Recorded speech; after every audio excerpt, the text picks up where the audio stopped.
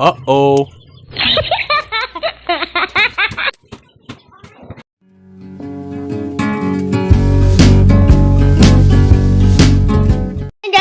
So this video na naman ay maglo-low budget na naman tayo kung saan naabot ang ating 80 pesos. Bakit 80? Kasi isasama ko na yung Knorr na 10 pesos para baka sabihin nyo naman, hindi naman kasali yung mga rekado niya. So, ibig sabihin, parang sabihin na natin na sa 100 or wala pang 100 ang ating gagastusin today. Ito ay upo, 20 lamang po ito. And then, bumili ako ng paa ng manok. Ito ay 50 pesos. Simi ko siyang tinola, ganun. Pero, ganun na din. Para, gigisa ko lang siya na style tinola. Pero upo ang ilalagay nating gulay.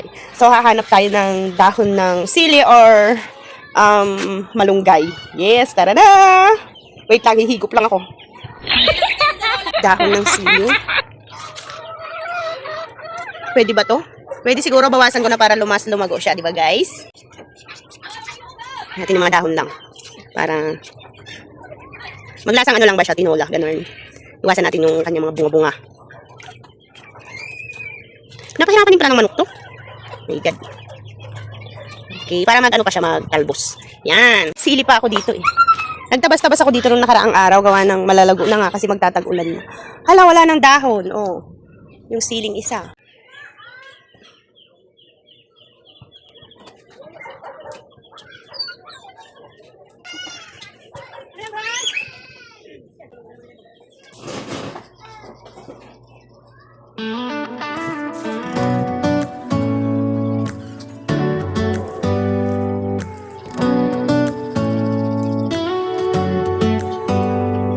Do you hear that? My sanity about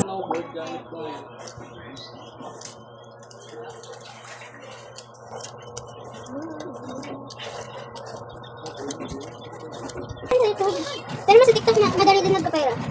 Ganun lang din, kagaya ng YouTube.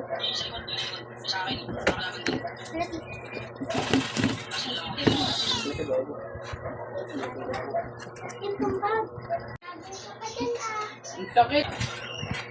Gigis. Nakajakjak. Oo, nandito yung nakabuti ako eh. Hindi ako nakatakbo.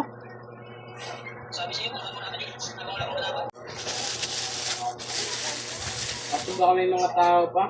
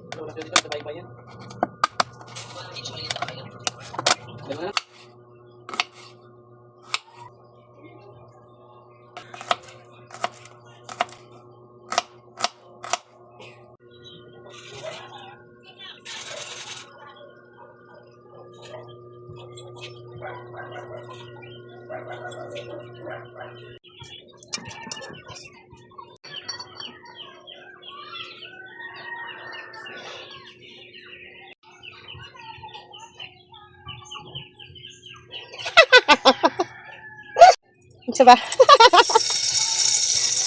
Oh, meron pa.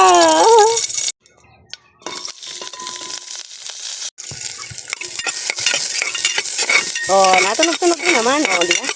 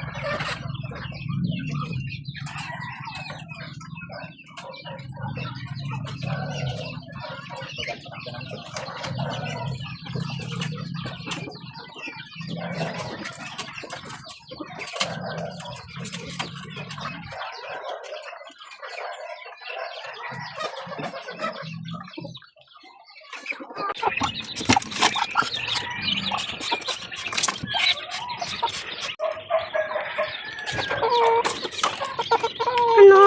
Tak, tak, tak, tak. Aray?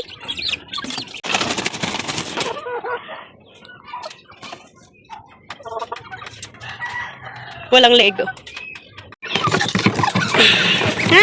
Mga kalbo! Hindi lalabas, hindi!